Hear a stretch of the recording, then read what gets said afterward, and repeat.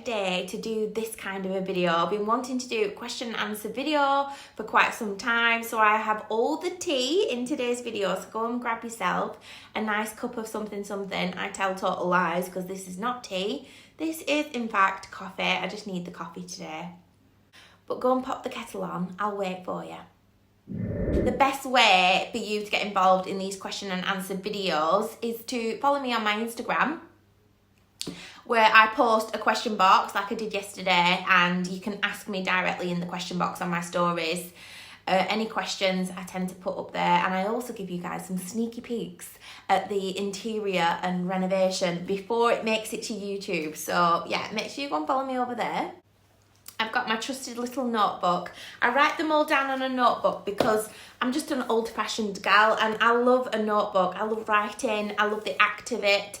So like always in these videos, if you see me looking down, it's because I've got my notebook just here on my knee. So let's get straight into the questions, shall we? The first question is, what is the end goal with the house you will call your forever home? Basically, the end goal for me is a house with some land. I would like to have a couple of goats, a couple of alpacas, and a chicken coop.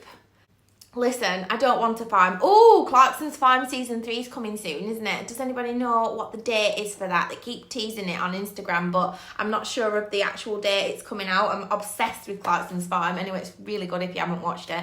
But yeah, I don't want to farm. I just want some animals. They just make me so happy.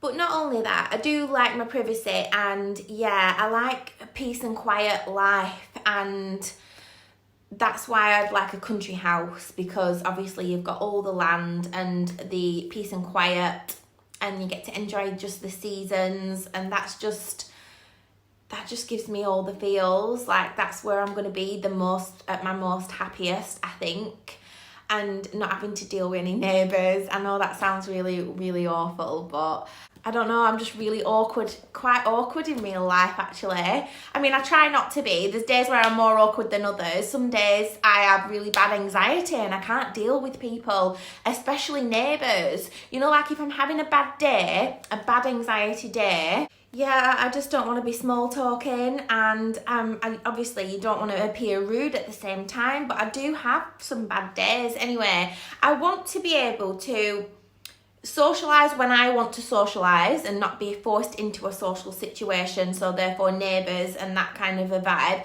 And then I want to be able to come away from socialising when I want to come away and have my recharging peace and quiet life. That's my ideal situation. Yeah, I guess that's more of a lifestyle thing, isn't it? But the lifestyle that I wish to live is motivating the dream house, I suppose. So it goes hand in hand. So yeah, a country house in a lovely village. It would be an actual dream if we landed a old house. I definitely want an old house. There's no question about it. Yeah, old house is for the win for me. And I would love like a grade 2 listed property. So like I said, it doesn't have to be a massive property, just a special one. Does that make any sense? Like, I don't know, something that's got something about it, something that's got a history, something that's like a little gem. I don't know. Like, I love old churches. If an old church, not a massive church, a little chapel, like came up for sale, because they come up for sale, and that's really like a dream property, isn't it? Like one came up for sale that I knew of when I was a kid, and it were a small little chapel. It came up for sale, and I think it was going for like 150 grand. It had a tower on it and everything. But the problem is with them, because the grade 2 listed, you're not allowed to change a lot of things about it. So if you bought it as a home, the extensive planning, that it would probably take years for you to just gauge the planning for you to turn it into your dream home. So ideally that's what I would love, like a church property, like a little old converted chapel or an old converted barn with the super high vaulted ceilings and all the wooden beams. Like, oh wow, that would be a dream project. Also, it would be a project as well, so I'm definitely looking for another renovation project for the dream house. I just enjoy creating. We're always looking on Rightmove, even though we're like still halfway through this renovation, we're always on the Rightmove because we like to keep an eye on the property market and see what's about and things like that, and we're just obsessed with it. We love it, and we are always scouring the villages that we're interested in buying in. And there is one property, and it's a schoolhouse, an old schoolhouse, so a really nice building, and I think it's got a bit of land with it, not too sure. Anyway, they're asking too much for it, and it's been up for sale for so flipping long. It might even be up for sale when we ready to sell this one. So who knows? We could end up with an old chateau in France. That would be the dream. Or an old farmhouse in Tuscany. They go really cheap, you know, I'm always looking. Okay, next question. How did you and Ash meet? Why am I so awkward at these things? I don't know why I get so embarrassed. Once upon a time, I'm only joking. Story time. So I just turned 24 and we met in February. February the 7th, which is why we always celebrate Valentine's Day a week earlier on the 7th, because obviously a week later it's Valentine's Day and we get to skip all the Valentine's fluff and expense. So yeah, we always celebrate like a week before because it's our actual anniversary. So it was February the 7th. So I was at work during the day on the Saturday, and my friend and colleague who I worked with, she was sat at her desk and she was like, Susie, come out with us tonight. It's such and such a body's birthday and she's having a birthday party at this club in town. And I was like, no, I can't be bothered. I just want to go home. I just want to be at home with Joelle tonight, blah, blah, blah. I was single at the time. And I was just, if I'm being really honest, fed up with dating idiots. I was fed up with the dating scene. The kind of person I was looking for seemed to not exist. I was just meh. I was just I don't want to go out. And she was like, oh, come on, it'll do you good. Do you know when someone's pestering you that much? Once my mind's made up as well, I need to tell you this because this bit is important. Once my mind is made up, I'm not going out tonight, I can't be bothered, the answer won't change no matter what someone does. And that goes with everything in life. It's like Joelle when she was a kid, she used to ask me for something, I used to say no. You know what kids are like, and they ask and ask and ask and try and wear you down. You can't wear me down. Once the answer is the answer isn't changing. Okay, and that's just the way I am. But she was trying to wear me down, come on, it'll do you good, blah, blah, blah. So I don't know how she managed to change my mind, but she did on that one occasion. I don't know why. Anyway, and if she hadn't have done, I would have never met my husband now. That's why you need to know that bit about me. Yeah, we had a really good night and celebrated this girl's birthday. Do you know when you're loitering outside the club waiting for a taxi and things like that, and it must have been about 11:30 at night and I were done. I just wanted to go home. Yeah, the rest of them were ready to party. They were ready to go to more clubs until 4 o'clock in the morning, and that was the usual spiel. So I'm stood there with the group of them and we were all arranging and sorting taxis outside. Now I wasn't drunk because I don't get drunk, drunk, falling all over the floor drunk. I am not that person. I am so in control of myself. I don't like feeling out of control. So I do like a drink and I do get a little bit tipsy and I like how it makes me feel sometimes. But apart from, it doesn't go further than that. I already know when I've had enough. Oh, I know I've had enough now, I'm going home. Now, this club, we was at the bottom of the stairs. It was in an old listed building, a gorgeous building, and it was turned into a club and it had multiple floors, this big building. Now it had stone steps, big stone steps up to the building. Do you know when you get the feeling that someone's watching you? And I realise that now that sounds actually really, really creepy, doesn't it? That someone's watching you. Yeah, well, I got the feeling that someone was looking at me or watching me. And it made me turn around, and there were a doorman stood at the entrance and he was just looking directly at me. As I was making eye contact with him, thinking someone was looking at me, he literally winked at me.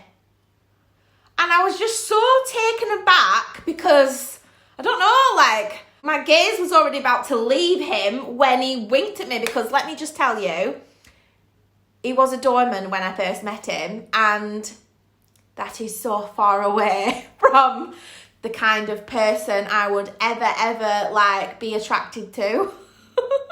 I just remember thinking, flipping heck, he's really tall. Like, he's 6'5", my husband, or 6'6" or something like that. I love the tallness, but tall, dark and handsome, a bit cliche, isn't it? But that is my type. But doorman, muscly, meathead doorman is not a bit of me, no way.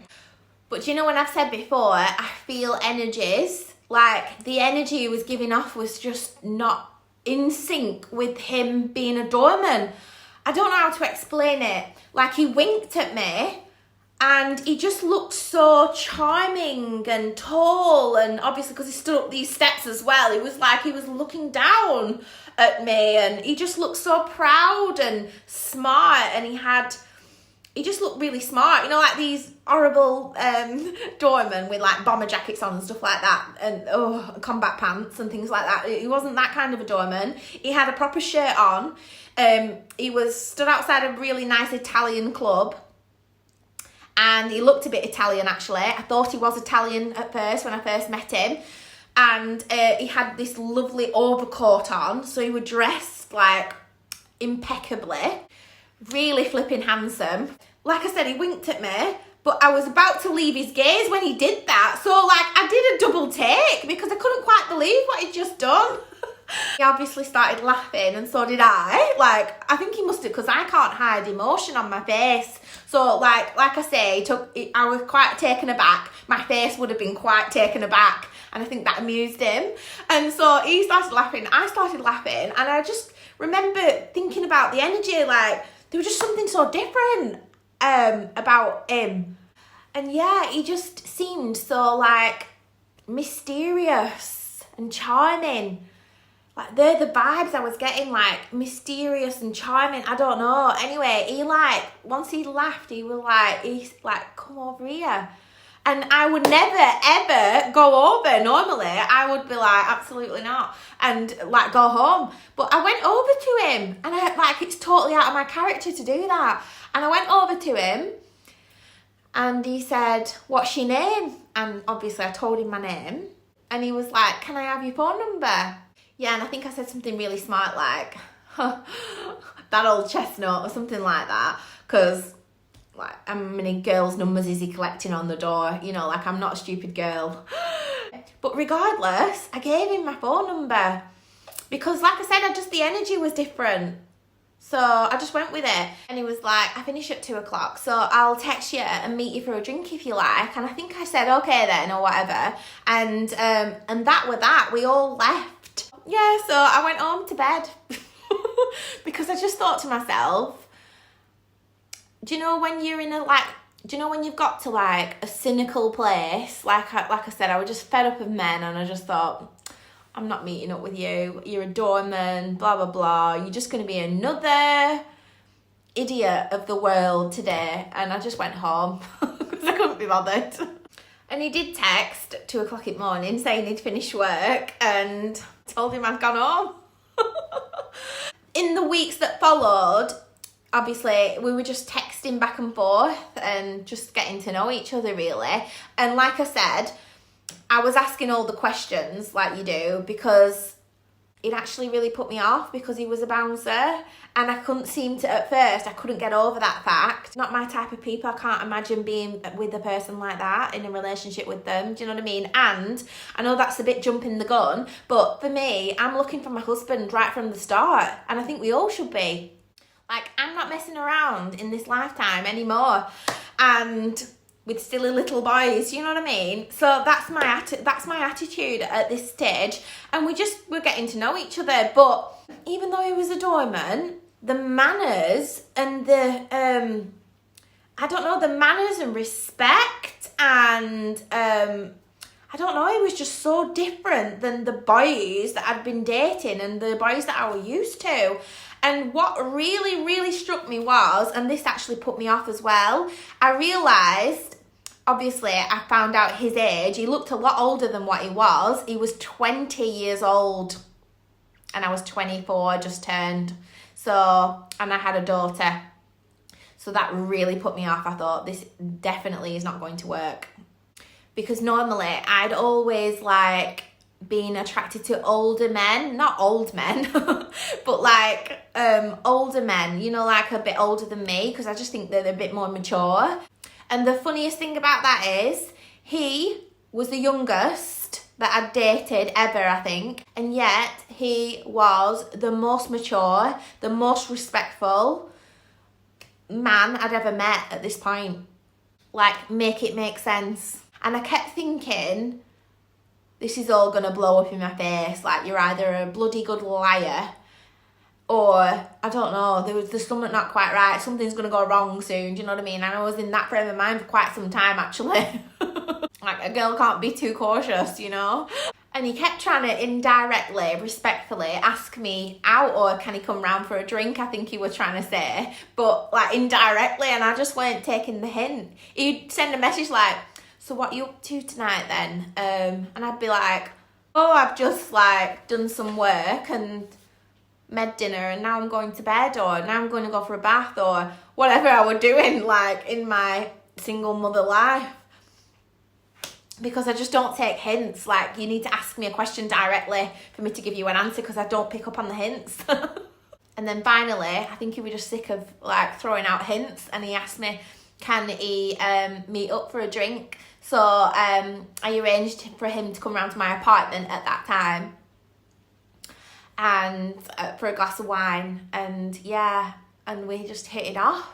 The way we met, it reminds me of Cinderella. Like, I was trying to get home before 12 o'clock, obviously a modern day Cinderella, because I had a daughter at home, not the fact that I'm going to turn into a pumpkin, but I've got a little girl at home, so I have to get home at a decent hour. Yeah, and then like he was stood at the top of those stairs outside that building like Prince Charming, and I was getting all the Prince Charming vibes that night, and he actually gives me the Prince Charming vibes to this very day. So yeah, I don't know, I call it my like modern day Cinderella moment, the way we met. And the simple fact that I was dead set on not going out that night, and something changed my mind, which is a really hard thing to do, but something changed my mind. There you go. Okay, next question. What is your skincare routine? Cleanser, toner, moisturiser, then SPF. So I've got a 4-step skincare routine now. Usually I like to use a cleansing balm. So the Elemis cleansing balm is my favourite. It's a little bit pricey. You can get other cleansing balms on the market, and I do try different ones all the time. But that Elemis is my favourite, and it melts off your makeup, and you can really like rub it into your eyes, and it doesn't make your eyes sore. And the fact that it's a balm, it just nourishes the skin. It's like a bloody spa treatment when I use that. So it's absolutely lovely. And then after I've got all the makeup off that way, I tend to use like a foamy cleanser, a soap kind of a cleanser with bubbles, you know, soapy. And then that gets into your pores. So then that's a double cleanse done. I like to use the Ordinary Glycolic Acid Toner. It's this one here, because previously in the past I have suffered with acne, adult acne, when I was in my 20s, and I had quite oily skin, and the glycolic acid in this toner, it's just the active ingredient that just really works well with my skin. It like dissolves all the dirt that's gotten into, and the oil that's gotten into my pores, even though I've double cleansed. And yeah, it just keeps all the spots at bay, and it's just really, really bloody good. It just works for me so well. In fact, I can't live without that product. It retails at about £10, so it's super affordable, and it's probably one of my favourite skincare products of all time. And then I use a moisturiser, and I've tried really bougie brands before, and I've tried less bougie brands. So the price points are just like ridiculous. Some of them cost over £100, like the Clinique and things like that. But I don't think you need to spend all that money, to be honest with you. And again, I think it's trial and error. I'm always trying different ones. There's not really one that I've ever stuck on and thought, right, this is my go-to product, moisturiser, forever.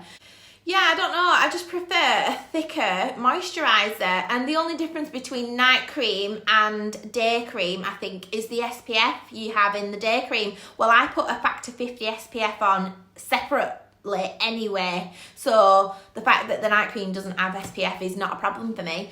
I always leave 5 minutes between each products as well, especially with like the glycolic acid and any active ingredients that you're using. You need to let it like do its thing, give it time to do its thing each step. Finally, the SPF, and I put that on before I do my makeup. And I use a factor 50 every single day without fail. I think you all should be using factor 50. It doesn't matter if it's summer or winter or autumn or what bloody day it is. Put your SPF on.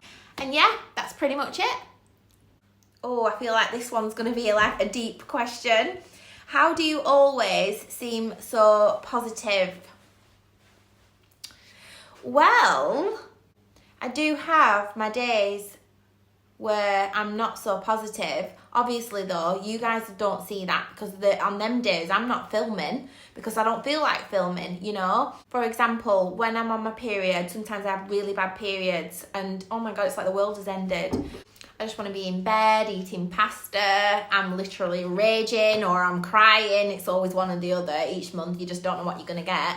And it's hard. The thing is, I had a lot of trauma in my early years and there were a lot of trauma and negativity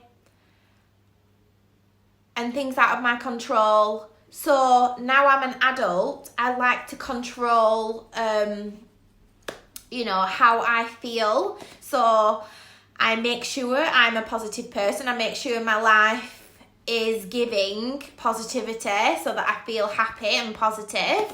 In my teens and my early 20s, I was a completely different person. I was awful because I was trying to recover from the trauma and the hurt and the negativity of my younger life and trying to deal with it all and process it all. And obviously you go off the rails because you're already a teenager and going through all those motions, not to mention, you know, having to deal with all that as well. And I was depressed for a bloody long time. And like now I'm older and wiser and I've worked through it all and I'm a completely different person now, healed, you could say. I can see that when you're in a negative mindset like that and depressive and all that stuff, the way you feel influences your decisions. So you end up making more bad decisions that then in turn give you more of the negative vibes. Do you know what I mean? And you get in this vicious cycle, which can be sometimes quite hard to get out of. I guess what I'm trying to say is, now I'm older and wiser, I recognise that. So I make sure that I'm living well and making really good choices so that in turn, life is giving me back more positive vibes. And we're working together, not against each other. I don't know if I'm making any sense because I find it really hard to talk about these things. No, I don't find it hard to talk about them. The thing I find hard is explaining things. So I don't know if I'm making any sense or not. But I'm not positive all the time, I can assure you. And do you know what? That darkness I've just been talking about, that darkness comes and goes no matter how great your life is. It was either last year or the year before. I don't know what bloody day it is during these renovations. I don't know how many years have passed. But either last winter, no, it wasn't last winter, the winter before, it came back. I was depressed. There was no real reason for me to even be depressed. Things were going great in my life. My marriage is just wonderful. My daughter is lovely. Like, we'd bought our first house, we were renovating, we'd nearly finished, and things were just going great. And yet, I felt so low and depressed. I was crying all the time. I was awful. I didn't want to see anyone. You know, just depressed symptoms. And yeah, like I said, what I noticed was the darkness comes and goes.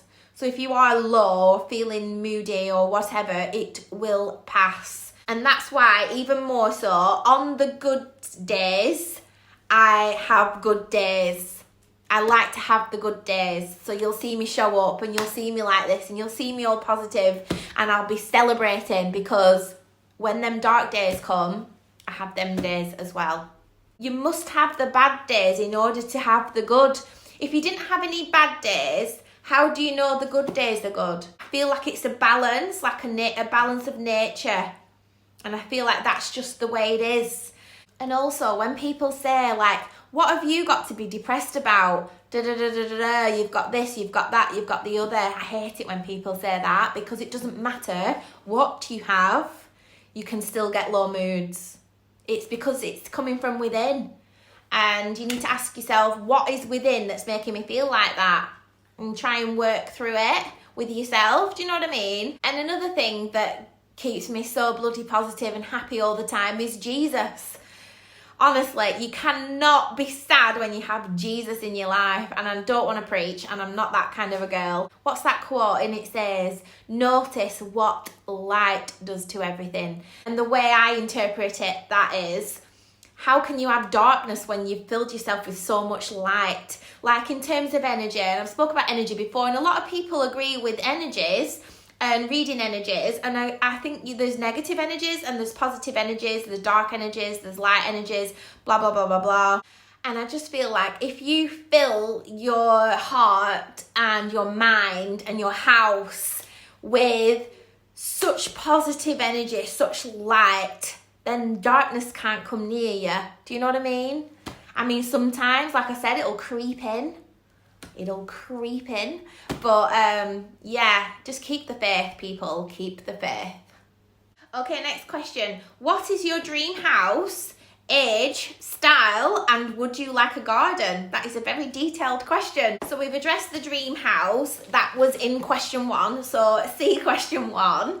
The age of my dream house, like I said, I definitely want an old house. Not sure what age group, but obviously this renovation project we're in at the moment that we're doing is a period property. It's 100 years old, Edwardian period home, and I am loving it. Honestly, loving it. The height of the ceilings, the feeling of grandeur. I can't describe it. I wish you could come in my house and I can give you a little tour, because you'll get a feeling from it, and it's giving me all the feels, and I love a period property. So yeah, no question about it. I definitely want a period property. Not sure which period, but I'm happy to explore them all. Like, I feel like I'm keeping a lot of my options open, but I definitely want a period property, no questions asked. Okay, not sure what you mean by style of house. When I say period style, in style, I mean I'm looking for period features such as the fireplaces. This is why I like a period house. The fireplaces in the bedrooms, what a vibe. The heights of the ceilings, the detail, the ornate detail in the ceilings, the ceiling roses. And yeah, you just don't get craftsmanship like that anymore, and it just gives you the feels. It gives a vibe. And then the same person asked, would you like a garden? Of course, I would like a garden in my dream home. I want some land. I would like to have a few animals to look after, because I think that's a vibe. Animals make me so happy. I cannot wait for the day where I can commit to a garden. I'm especially interested in a kitchen garden. I'd love to be able to grow my own foods that we eat all the time. I'd love to be able to grow them myself. Hopefully one day I'll be able to do that, but we are waiting for a dream home for that, because as you all probably know, gardening is a very expensive hobby. So you don't want to be committing to a full garden and putting a load of money in and work into a house that you're not going to stay in. And that's the case with this one, I think. This is my cousin who's wrote this question. She's put, when you switch decor, like for autumn, where do you put all the stuff? I hope you understand what I mean, Susie. Do you mean where do I store all the autumnal decor? I think that's what you mean. So I have like, storage boxes in the garage, and for the autumnal decor, and then I also have ones for Christmas decor, and I just label them autumn decor, and I have everything autumnal in there that I wouldn't have all year round, just bring them out for autumn. So when it comes to like my decorate for autumn with me, oh my god guys, I can't wait to do that video in this house as well. I'll be able to do it in this house, so excited for that. But yeah, I'll just go and grab like the autumn decor box out the garage and see what we've got. And I collect things and put it in every single year. So even though I'll go and grab the box that I've already got, I like to do the shop with me's, and like I just pick things up along the way to add to my collection. But yeah, I don't feel like my autumnal collection is quite big just yet. I'm always adding to it. When I'm buying autumnal pieces to style with, like decor items, I always keep like timeless pieces in mind. So I ask myself a few questions before I even buy it. Is that a forever item? Do you know what I mean? Like all this plastic foliage with all the colours on it, like that's not a bit of me. I feel like that's tacked and clutter. There's no way I would buy into anything like that. So I tend to keep the collection minimal and just buy like special pieces that you want to bring out that just give a subtle nod to autumn in the home. Like the odd beautiful pumpkin styled up on a shelf. I can't wait. Oh, this one's a juicy one. Do you and hubby plan to have more children? You know, like some people get really offended, don't they, when they get asked that question? Like, how dare you ask someone if they're having children? I don't get offended, luckily. If I was offended by a question, or if you asked a question that I wasn't prepared to answer for whatever reason, I just wouldn't read it out. Do you know what I mean? I wouldn't include it at all. And then that would be a clear sign that I don't want to answer. Anyway, other than that, I am an open book, and I'm quite open with the fact that I don't want any more children. My personal reasoning for that, like I could sit and write you a list of reasons why I didn't want any more children. So I had a traumatic pregnancy and birth with Joelle, and then I had a C-section birth with Joelle. And by the way, it's not anything I say about kids because I'm like anti-kids. I'm not really anti-kids, but it's not for me. You know, motherhood's not for everybody. And when I say that, I hope nobody thinks, oh, but poor Joelle, like having to listen to you say that. But she knows it's not her. Like she knows me, she knows my heart, she knows my reason. And in fact, there's a lot of heart behind the reason why I don't want any kids. So people like me who don't want any kids or any more kids, they get called selfish. I can see why people think that. However, I find it selfish to have kids and not really want them. I can't afford them, so to have a child that I can't afford would be selfish. It's just not a very nice world to bring a child into, I personally think. Like it's really hard work. It takes a village to raise a child, that's what they say, and it's true. So you might have a different experience to me, but if you've got like grandparents, active grandparents who play an active role in your children's lives, and they help out here and they help out there while you go to work, while you do this, while you do that, and you've got aunties and uncles and you've got all that support system, that village so to speak, then you would think totally different to what I'm thinking right now. But I didn't have any of that. I did it all by myself at 19 years old. I also went to work and it was hard work. I don't know how to say this, but like, you don't know how your mental makeup is going to change after you've had a child, because it can. And nobody warned you about that. I feel like that's a really hard place to navigate inside of your head when you've got a baby to look after and you don't know that that might happen. Some people it doesn't happen, some people it does happen, and I found it mentally hard. It's exhausting. It never ends. Like she's 19 now and like I'm forever worrying. I'm forever in a constant state of anxiety and worry since she was born.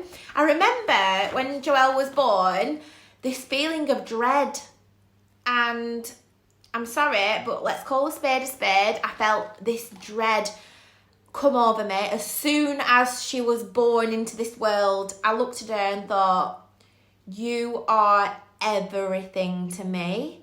And all of a sudden, it dawned on me like a big dark bloody cloud just came over me. Like, what have you done? Bringing her into this world, into this awful world. That's how I felt. One of the biggest things for me about having kids was, because you've got to remember that I've already done it. So I've not just made this decision without even having kids. I've done it once, so I know both sides of the coin, and I'm choosing not to have any more. I don't like the feeling of being tied down, and I think that's a personal thing.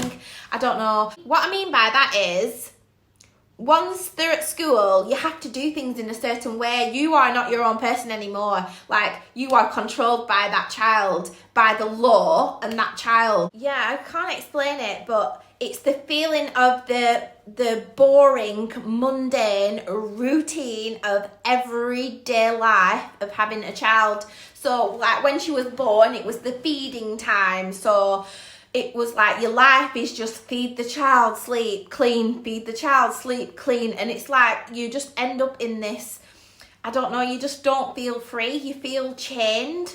When they go to school, it's the same thing every day. Get up for school, this, that and the other. And it's like constant. And you can't do anything else. You can't just go wherever you want because they've got to be at school by law. And then you bring them up, like, hopefully bring them up to the best of your ability, don't you? Teaching them manners and to be kind and to be this, that and the other. And then they go out into the world and all them influence all the hard work that you've just done. And it might as well be all gone down the drain. I just didn't enjoy being a mother.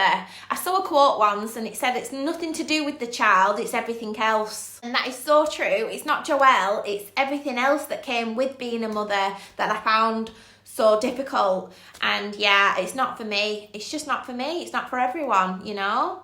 And this decision just evolved over our relationship over time. In fact, it was hubby in the early days of our relationship who really wanted to have a child. Well, he didn't really want to have a child, and that was a deal breaker, because if that was a deal breaker, like I said to him then, and I remember my friend once asking me this question, she was like, but what if Ash wants to have children though, and you just definitely don't? And I said, well, that's a deal breaker then, isn't it? Then our relationship's going to have to come to an end because I can't give him what he's asking for. And I'm not prepared to spend my life unhappy having children when I don't want them. Like, who does that? And then on the flip side, I don't want him to spend his life with me unhappy because he wants children and he's not had them. So we've had this conversation early on. And I definitely don't. Like, we sat down eventually and I said, you know what? I definitely don't want, this is way before we got like engaged to be married and all that stuff, because you need to sort all this out before you get into a relationship, don't you? For everybody's sake. Both came to the decision that we just didn't want children in this lifetime and we'd rather have puppies. So at this point, I've got to mention Ralphie because you all know how much I love little Ralphie, my little fur child.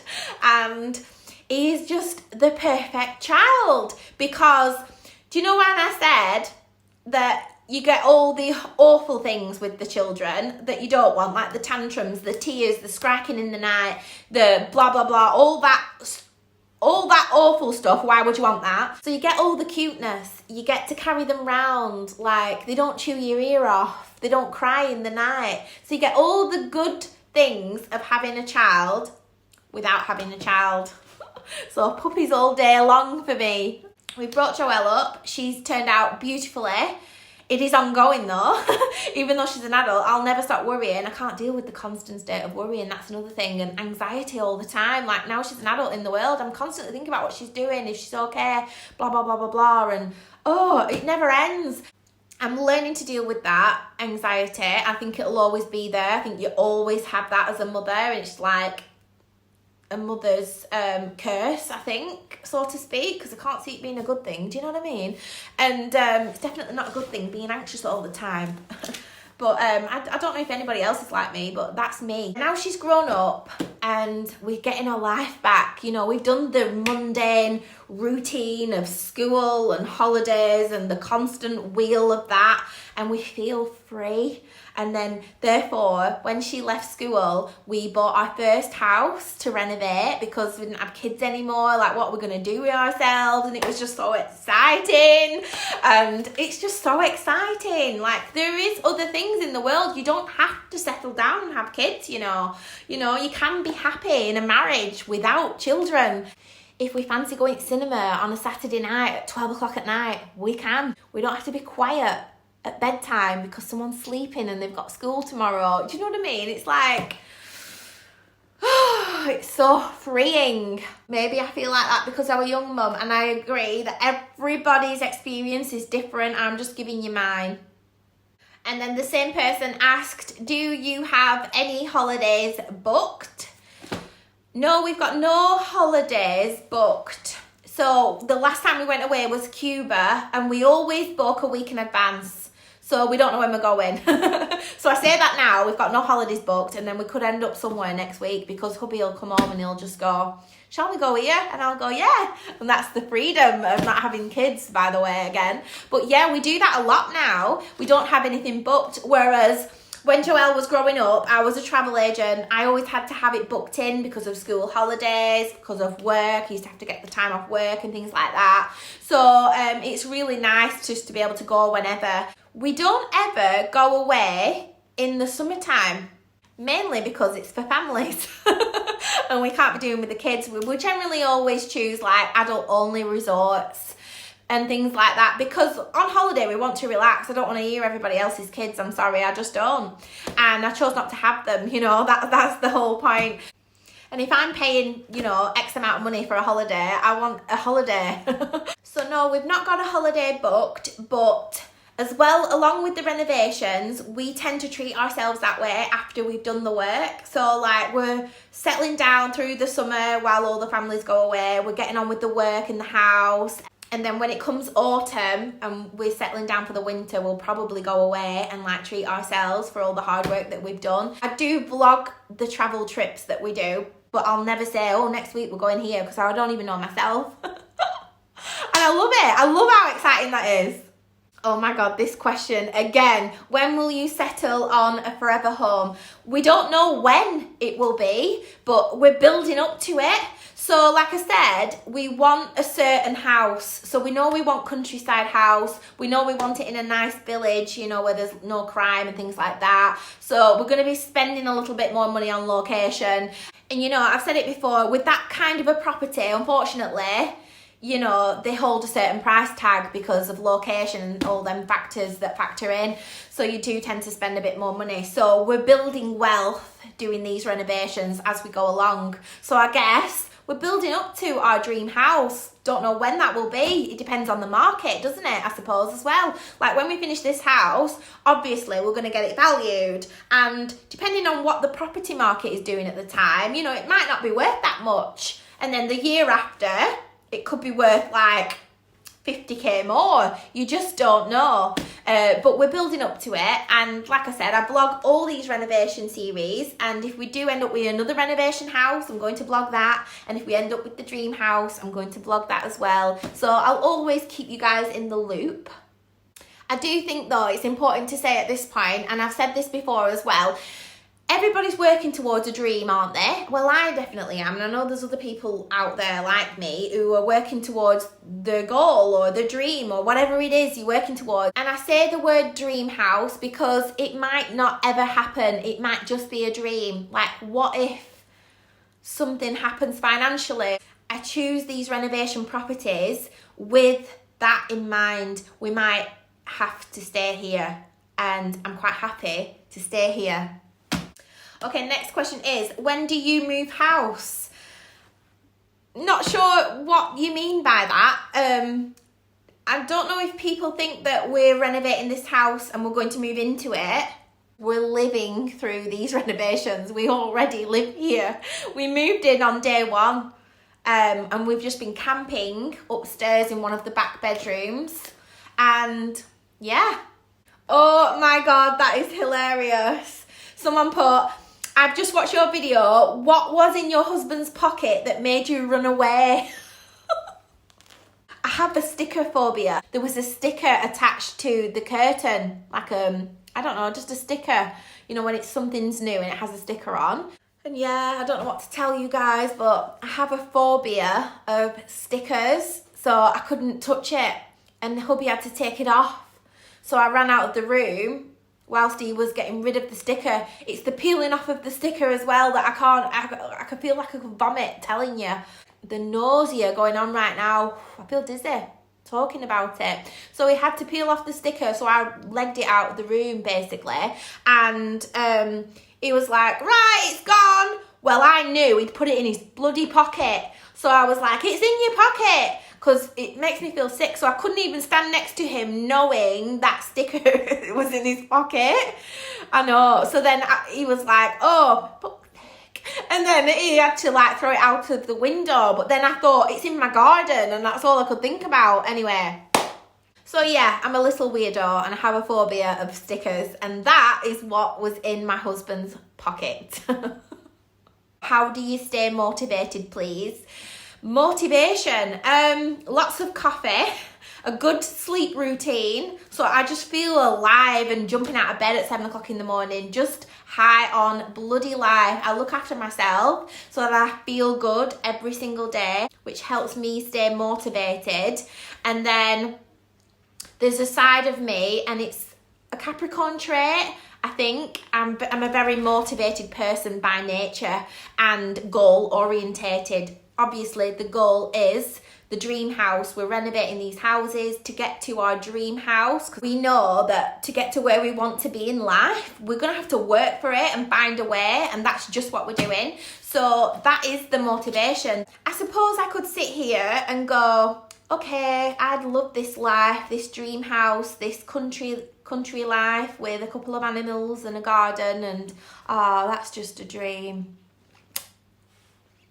And sit here and do nothing about it. But why would I do nothing about it? It's realistic, it's achievable, and I'm going after it because I get this one life. I'm not willing to waste it. I'm sorry if that's selfish. I guess I'm just gonna go for it and see what happens. What's the worst that could happen? That's gonna bring this video to a close. I think this video footage is like 2 hours long, so I'm gonna edit that this afternoon. It's currently 12:15. We've been filming all morning and my stomach is rumbling. I don't know if you heard it in the video, but I am so hungry and hubby's coming home for lunch. So I'm gonna go and make us a nice little lunch date downstairs. Such a rainy day outside, what a vibe. So I'll say goodbye for now. Thank you for clicking on this video. Make sure you're following me on Instagram. That's where I generally post these like question boxes so you don't miss anything. And I'll see you in my next video, guys. Bye.